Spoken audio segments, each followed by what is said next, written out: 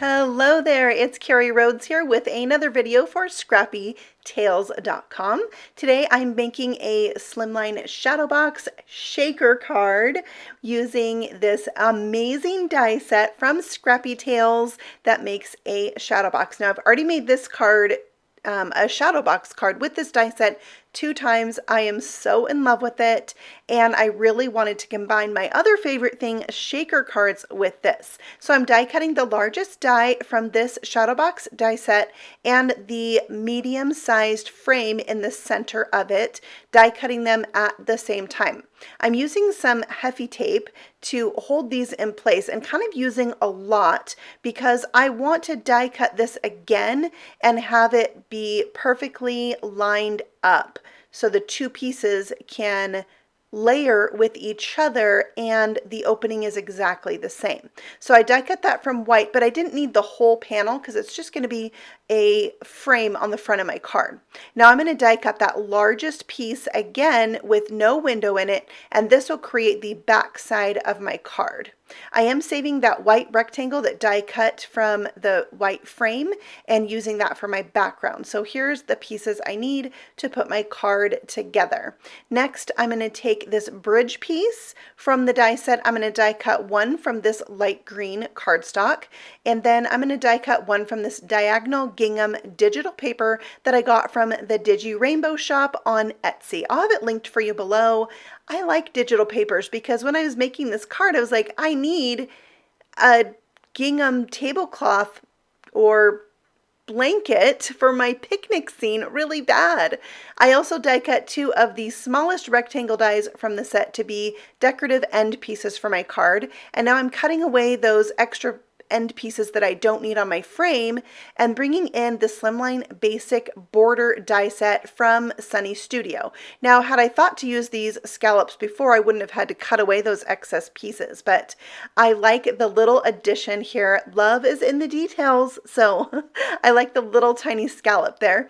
Now I am adding some Tumbled glass Distress Oxide ink on this frame. I don't want it to be perfectly blue, or I would have used cardstock. I want it to kind of look like the sky. So I have some lighter areas and some darker areas, and then I'm going to splatter, starting first with some water, picking that up with a paper towel, and then moving on to some metallic watercolors from Altenew and splattering the blue on there as well, just to give it some depth and interest.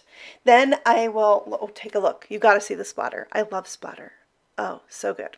Okay, then I'm taking the Sunny Day stencil and that white rectangle and just using some more Distress Oxide and mustard seed to add these rays from the sun. And this is going to be behind my picnic scene. I think I really just wanted this sun because it's been really cloudy and stormy and snowy and rainy and crazy here in Idaho. I am splattering that with some gold metallic paint, and I love splatter. I'm going to tell you that probably in every video because it's true. It just adds, I don't know, a little extra something. These are the decorative end panels. I am gluing on the end of each of the 2 pieces that make up the card.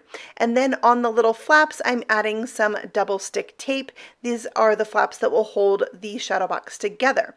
Now on the end of the bridges, there's also little tabs to add adhesive. I flipped my green one over so that the hills didn't exactly line up, and I will fold, so I had to fold the flaps backwards on the green one. Now when I'm gluing this together, I wish I would have thought to flip it over right now before I added this background in. You really want, when you're decorating, you want, see how I have that big flap on the front panel on the left-hand side? You really want the small flap on the left-hand side when you're making this card. It makes it easier to put it together in the end. So now I'm just playing with where I want to attach my first bridge. It's going to go in that side panel between the front and the back, and you can use your window opening and closing it to see where you want to set it, how high up, how far over. And the same for the second one. Now you just saw me glue a piece of cardstock to the back of my green hill. I actually did that on both the bridges, just a scrap to help strengthen it because these are so long, I really like adding those extra pieces of cardstock to help stabilize it. Now, on the back of the frame for the front of the card, we're going to start creating the shaker. So I am gluing down a piece of window sheet to the back of the frame and to the front of my card because it needs to be a window and a shaker. So 2 pieces of window sheet. Now on the frame, I'm going to line the edge of this with some double stick foam tape so that I have room to put my shaker elements, and it's like a reservoir. None of those shaker elements are going to escape, or so I think. Yeah, I'm adding some anti-static powder to the window sheets and the edges of that foam tape before I remove the backing, and I'm adding some Slice-fetti. These are little slices of clay fruit, and they're so cute. So now I'm removing the backing on my foam tape. You know, I thought that I removed all of the backing on my foam tape, but as it turns out, I missed a piece. So I'm going to take my piercing tool, my little handy dandy bloom tool, and I'm going to remove that piece I missed. A little card surgery here. There it is.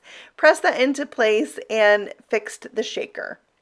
Yeah, that might be the first time I've done that. Now I'm bringing in the Timeless Tulip stamp set to create my picnic scene and stamping out several of the images except the bouquet of tulips. I didn't use that this time, maybe another time. So I have that stamped out with some Copic friendly ink, and I'm going to color a vanilla cupcake using E53 and E55. For my strawberries and all the reds on today's card, I'm using R89, R46, and R27. I'm using a light blue B000 for my cupcake liner, G09 for the tops of my strawberries, and C2 and C0 for the plate, just to give it some shadowing to have it look white. I used RV21 right here, but I went back and added R43 for a little bit more shadow for my pink frosting. For the pears, I have YG13 and YG11, just some really basic Copic coloring, very easy to do.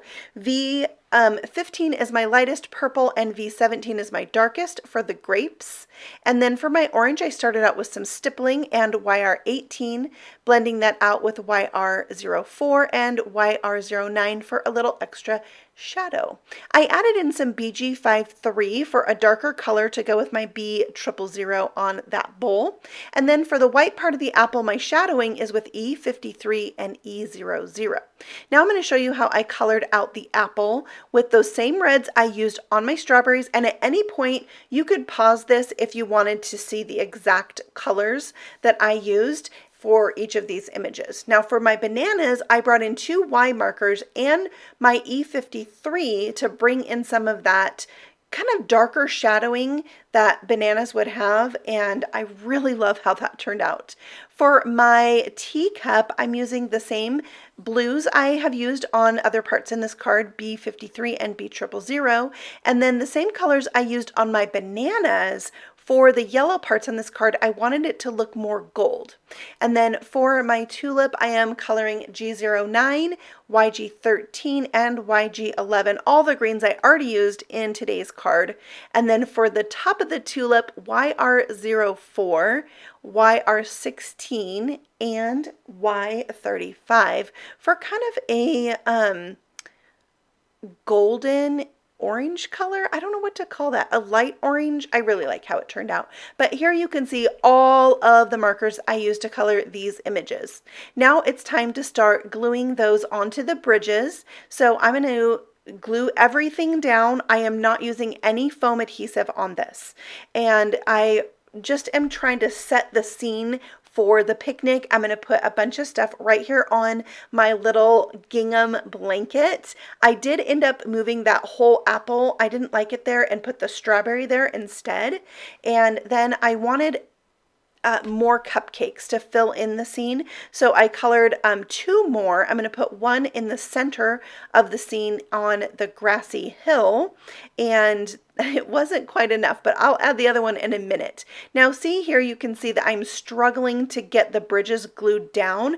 It would not be this hard if I had the smaller flap on this end. And you can see how I do this in the last card that I made. I will have a link for it right here in the top corner of the screen if you want to click over and see that one. But you're really just gluing them down to the other middle section, that smaller middle section. Once you have those glued down, then you add your adhesive. I like to double up with my double stick tape and my glue because this is interactive and moving, and then just glue the two ends together to create your card. I'm adding the teacup and the apple and bananas to the bottom corners of this card. I missed coloring in the stem somehow. And now I'm adding the bananas, and this picnic scene is really coming together. This is my red velvet cupcake. I'm not sure what's up with that lemon frosting on a red velvet cupcake. I don't know if that goes, but I wanted some more yellow, so I just went with it. I die cut the word hello and the shadow for it from the Slimline Shadow Box card, and I'm gluing those two pieces together. Then I'm bringing in a strip of acetate and adding a glue dot and glue and sticking the bottom of that to the back side of my green hill. I'll put another glue dot and glue to the top of it and add hello. So that's kind of floating in the air. I love using these acetate picks to have floating images in my shadow box cards. I did this several times on my previous shadow box card I made in my last video, which again was linked at about the 10-minute mark on this video. Next, I added the die cut label piece from the Slimline Shadow Box card to the back where you can add your sentiment, and added my tulip. For the front, I felt like the top needed something, so I stamped and colored and cut out 4 more strawberries to finish the outside of this card. And I am loving this really busy summery picnic shadow box card with a shaker. I love it. So that is it, but I wanted you to hear the shaker. I loved to play with my shaker cards once they're all done. Now, if you fold this card flat, it measures 9 inches by 4 inches and will fit in a business-sized slimline envelope. So that's it for me today. You can see there are other ways you can follow Scrappy Tails right here on the screen. You can also subscribe to my channel. I have new videos all the time, and I will be back again very soon with another one just for you. Happy stamping. Bye.